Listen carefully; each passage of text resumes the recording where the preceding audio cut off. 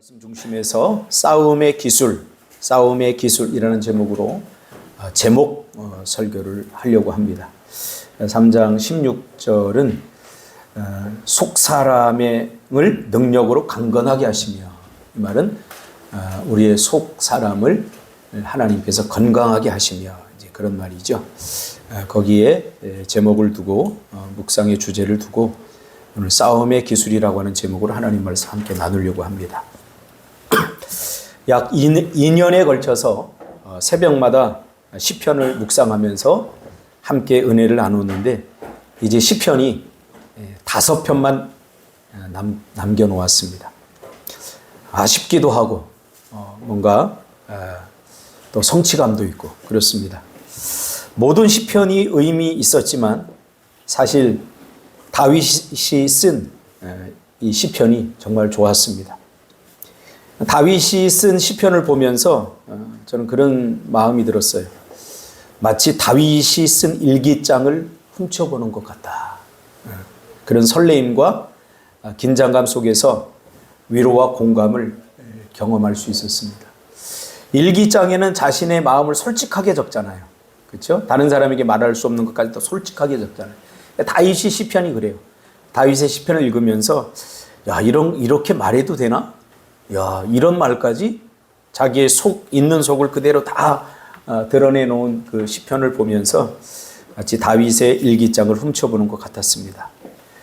시편을 통해 만난 다윗의 마음은 약하디 약한, 때로는 추하고 때로는 안쓰럽기까지 한 핍절한 우리네 그 마음과 별반 다를 바 없는 그런 사람이었기 때문에 오히려 굉장히 위로를 받았습니다. 다윗이 완전한 사람, 완전 무결한 사람이라고 한다면 다윗의 시편을 읽으면서 굉장히 상처가 되고 아픔이 되었을 것입니다. 나는 이렇게 살 수 없어. 그런 결론에 도달했을 것입니다. 그러나 다윗의 시편을 읽으면서 다윗도 나보다 더 안 좋은 부분이 있구나, 그런 것을 발견하면서 더 큰 위로가 된 것은, 인간은 누군가의 실수를 통해서 안정감을 느끼고 위로를 받는다는 것을 다시 한번 실감하게 되었습니다. 그러니 여러분, 다른 사람들에게 너무 자랑하지 마세요. 자랑하면 재수 없고 자랑하면 시기받고 질투받습니다. 그러니 제가 언젠가도 얘기했지만 어른의 행복은 조용히 해야 돼요. 조용히 마음속으로 설레이면서 그 행복을 누리면 좋을 것 같아요. 제가 목사님들과 얘기하면서 제 자랑을 좀 하면 저보다 못한 사람들의 인상이 일그러지는 것을 제가 봤습니다. 그 다음부터는 자랑을 될 수 있으면 하지 않겠다, 이렇게 결심을 했습니다. 사람들은 타인의 행복에 대해서 오히려 내적 불안감과 동시에 느끼는 거죠. 그렇죠?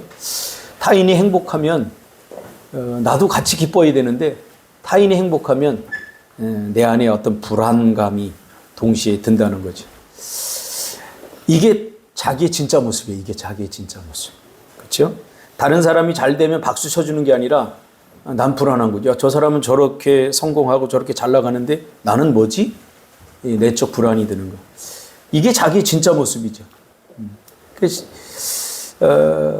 다윗이 쓴 시편을 보면 이런 것들에 침묵하지 않습니다. 이런 것들을 그냥 솔직하게 폭로합니다. 자신의 마음.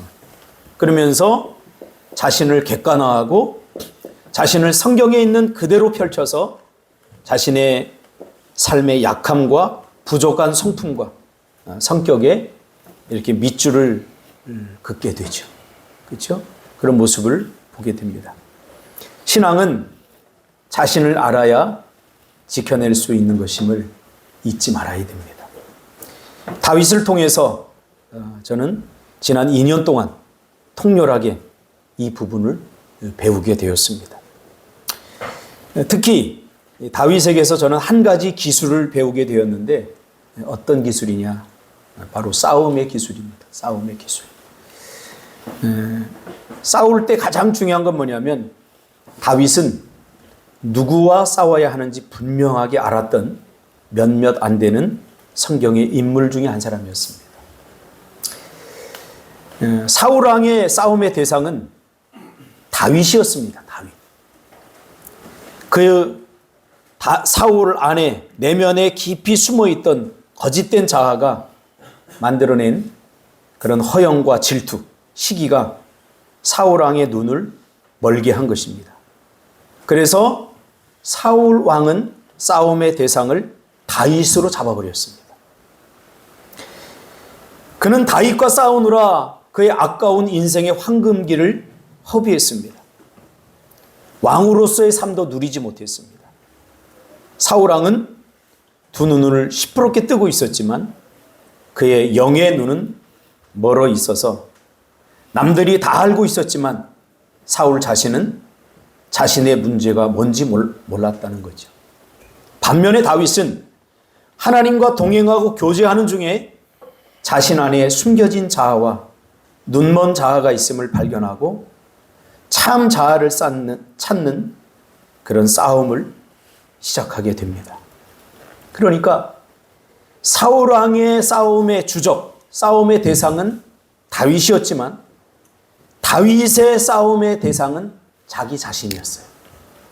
자기 자신 안에 있는 죄, 자기 자신 안에 있는 상처, 그렇죠?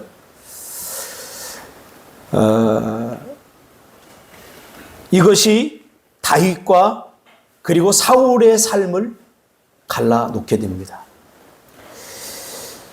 숨겨진 자아는 나는 알지만 남들이 모르는 자아입니다.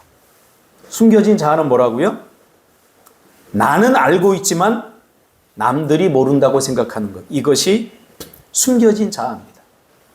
눈먼 자아는 나는 모르지만 나는 몰라요. 죽었다 깨어나다. 그러나 남들은 아는 자아입니다. 이렇게 우리의 마음에는 사각지대가 있어요.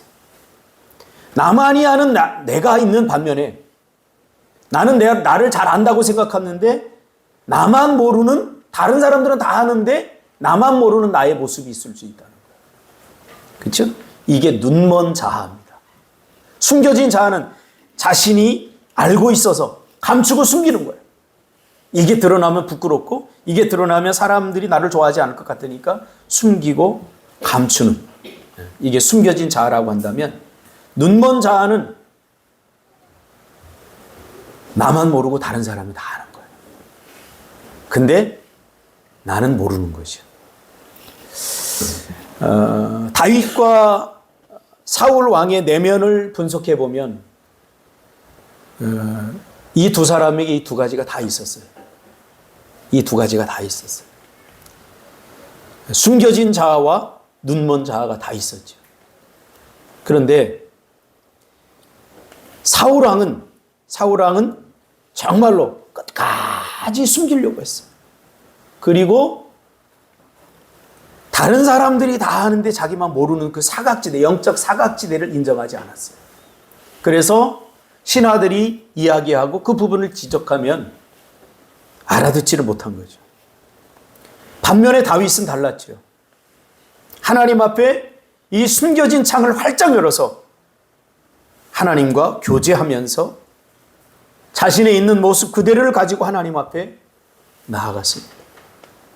그리고 성령을 통해서 다른 사람들은 다 아는데 나만 모르는 자아를 성령께서 보게 하실 때, 듣게 하실 때 그것을 인정했습니다.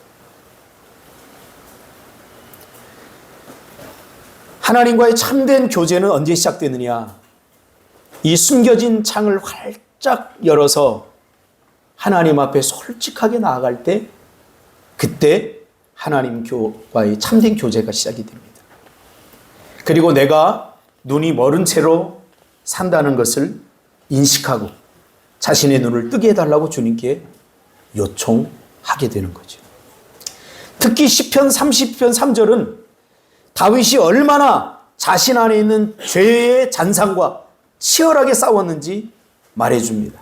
뭐라고 이야기하냐면, 내가 입을 열지 아니할 때에 종일 신음함으로 내 뼈가 쇠하였도다. 이렇게 얘기합니다. 그러니까 다윗이 치열하게 자신 안에 있는 그 죄, 그리고 상처, 그리고 부정적인 생각들, 이런 것들과 싸우느라고 뼈가 쇠하여질 정도로 하나님 앞에 그렇게 나아갔던 것입니다.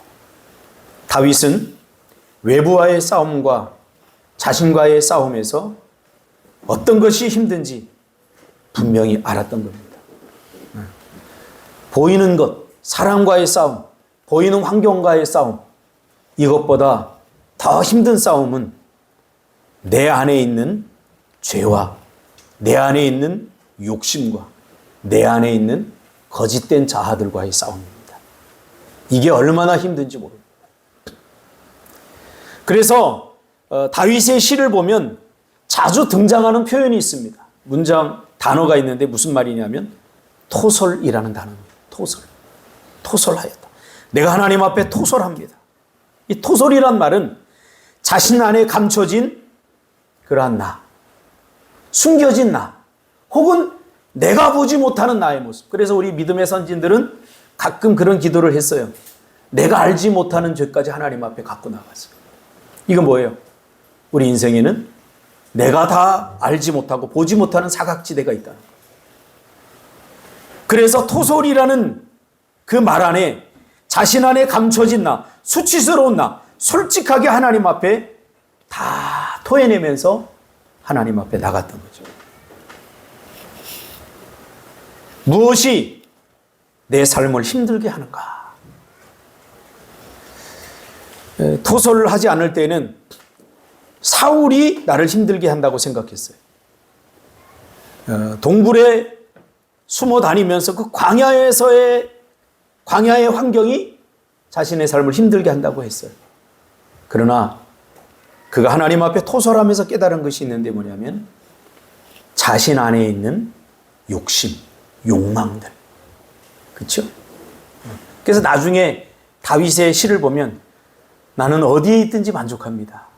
그래서 이 다윗의 시를 보고 사도 바울이 뭐라고 그랬냐면 나는 죽어도 좋고 살아도 좋다. 나는 어떤 환경에도 나는 만족한다. 라고 사도 바울이 고백했잖아요.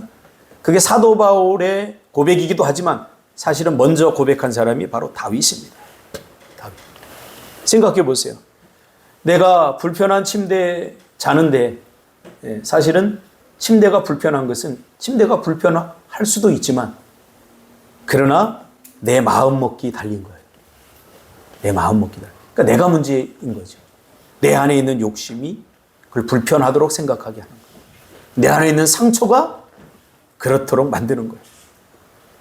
무엇이 내 삶을 힘들게 만드는가? 무엇이 내 삶을 고달프게 만드는가?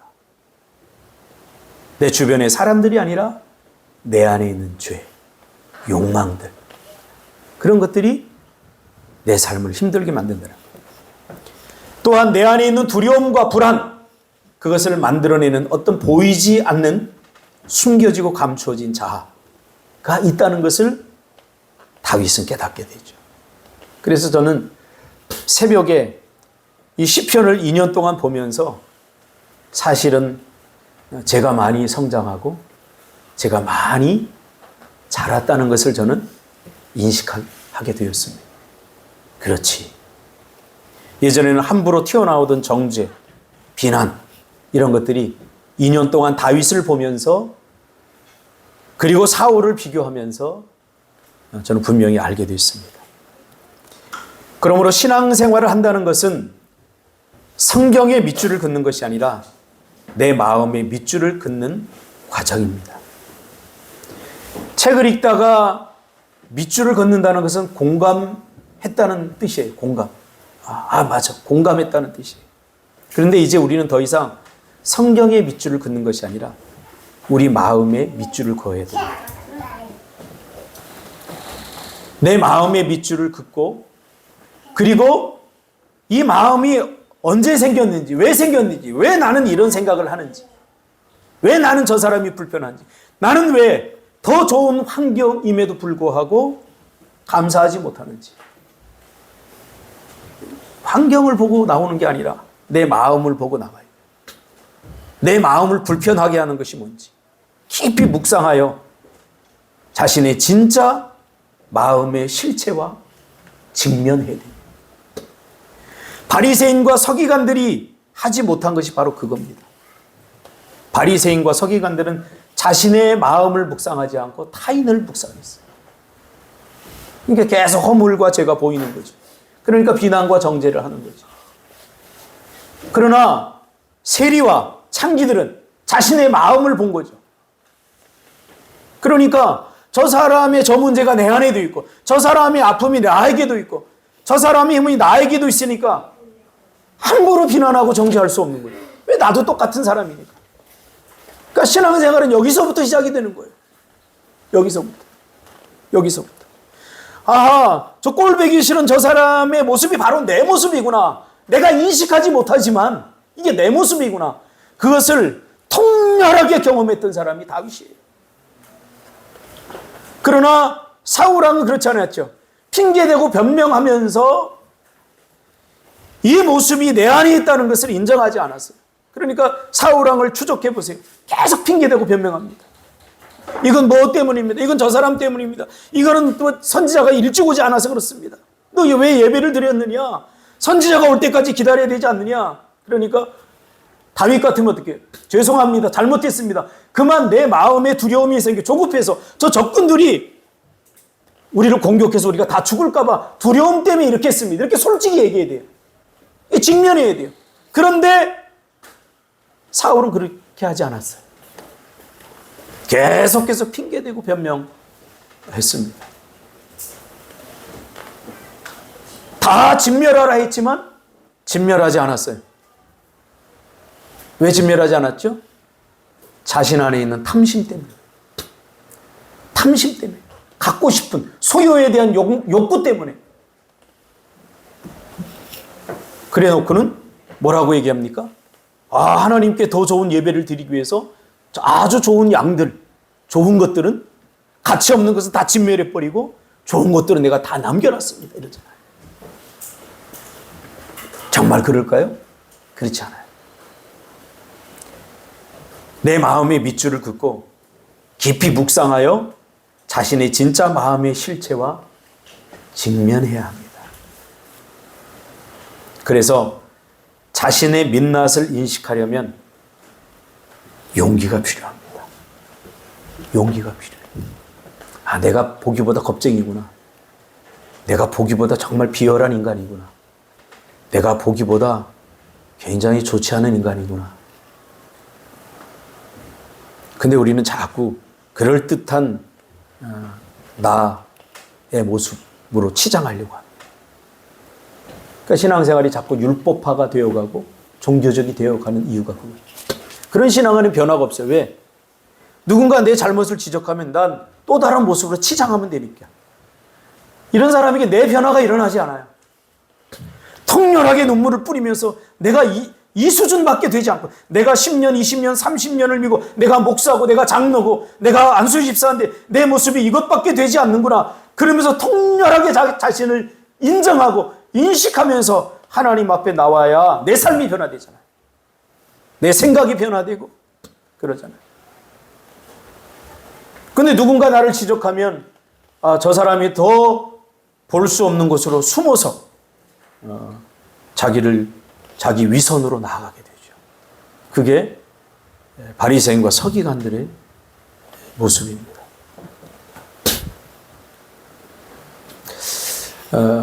어제 이제 우리 교회에서 오늘 임원회를 하는데 노 회장님이 저에게 문자를 하나 보냈는데 약간 명령형으로 제가 느끼기에는 그 문장을 읽고 명령형으로 들었어요. 나는 노 회장이고 넌 성이니까 내가 시키는 대로 해. 준비해. 이런 식으로 제가 받아들였어요. 되게 불편한 거예요. 마음속에 뭐가 일어나냐면 내가 왜? 이랬으면 달랐을 것 같아요. 이랬으면. 목사님 바쁘시죠? 제주에서 목회하기 정말 바쁘시죠? 힘드시죠? 바쁜 와중에 순서지를 하나 준비해 주시면 참 고맙겠습니다. 이렇게 했으면 제가 마음이 수그러들었을 거예요. 근데 그런 모든 거 하나도 없이 준비해. 이렇게 와서 내가 뭐 너의 종이야? 네가 하라면 내가 하는 사람이야? 이게 확 올라와요. 그래서 내 마음을 들여다보기 시작했어요. 내 마음. 왜 나는 이런 생각이 들었지? 어쩌면 당연하게 해야 될 일임에도 불구하고 그렇게 할 수 있는데 왜 내가 이렇게 분노하고 난 절대 안 만들 거야. 왜 이런 생각이 들지? 이게 내 실체예요. 내 실체. 이 실체를 가지고 하나님 앞에 나아가야 돼요. 그래서 누군가 묵상해서 하나님 내가 왜 저 말이 기분이 나쁘죠? 그래서 기분 나쁜 이유를 알았어요. 왜냐하면 제가 그 목사님과 예전에도 몇 번 족구하면서 그런 일을 경험했거든요. 족구하면서. 그러면서 내가 실수하면 막 비난을 하고 자기는 그냥 밥 먹듯이 실수하고 그런 것에 대해 제가 굉장히 안 좋은 생각을 하고 있었던 거예요. 쌓아왔던 거예요. 그래서 그게 훅 올라오더라고요. 그게 시간이 엄청 많이 지났는데도 여전히 내 안에 무의식에 들어가 있어. 이게 작동이 되는 거예요. 그래서 하나님께 회개하고 즉시 순서지를 만들어서 보냈습니다. 할렐루야.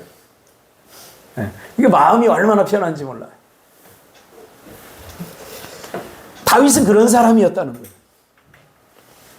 끝끝내 고집하지 않고 하나님 너야 바로 너. 그놈이 바로 너야. 남의 밭을 빼앗은 놈 바로 그놈이야. 너야. 그랬더니 하나님 앞에 이게 내 모습이구나. 이게 내 실체구나. 포장하려고 하지 않았어요. 그래서 다윗의 시를 보면 자신 안에 있는 위선과 탐욕 그리고 미움, 시기, 욕망과 욕심에 직면하는 다윗을 봅니다. 반면에 사울은 회피하고 도망가고 자기 합리화하고 탓하고 핑계로 일관합니다. 여러분 중에도 성경을 읽으면서 수고하고 무거운 짐진 자들아 다 내게로 오라. 너희들 참 대단하다.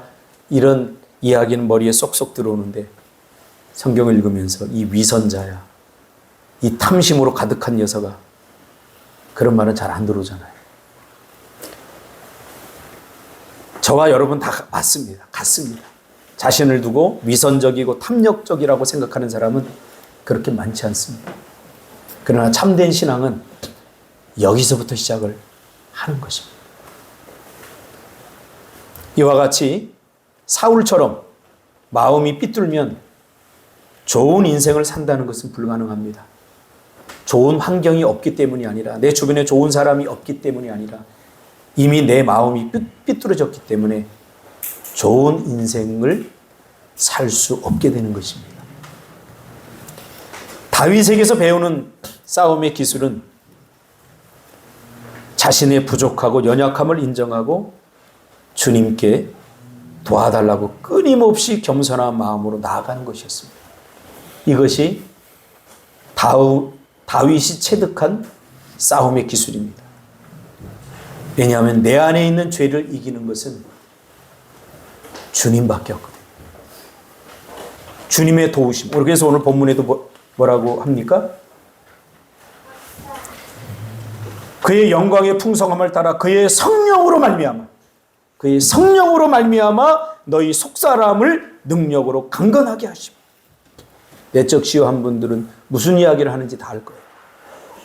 성령의 도우심을 받지 못한 우리의 지식, 성령의 도우심을 받지 못한 우리의 감정들, 성령의 도우심을 받지 못한 우리의 의지들은 허약할 수밖에 없다. 성령의 도움을 통해서 생각하고 성령의 도움을 통해서 감정들을 컨트롤해 나가고 성령의 도우심을 통해서 우리의 의지를 확장해 나가는 것. 그것이 우리의 속사람이 강건해지는 비결이다. 그러므로 아쉽지만 시편을 마무리하면서 더 쏟아내고 싶은 말씀들이 많지만 그러나 전 다윗을 통해서 정말 많은 위로를 받았고 또 정말 많은 부분의 회복과 치유가 일어났음을 하나님 앞에 고백하며 정말 감사를 드립니다. 그리고 무엇보다 말씀이 도저히 불가능한 나 같은 인생을 변화시키는구나. 그런 감동도 맛보았어요. 정말 하나님의 말씀 속으로 들어갔더니 그 말씀이 나를 깨끗하고 정결하게 씻어서 이렇게 내놓는구나. 그런 은혜를 지난 2년 동안 저는 경험했습니다. 죄를 이기는 것은 주님밖에 없음을 기억하시기를 바랍니다. 기도하겠습니다.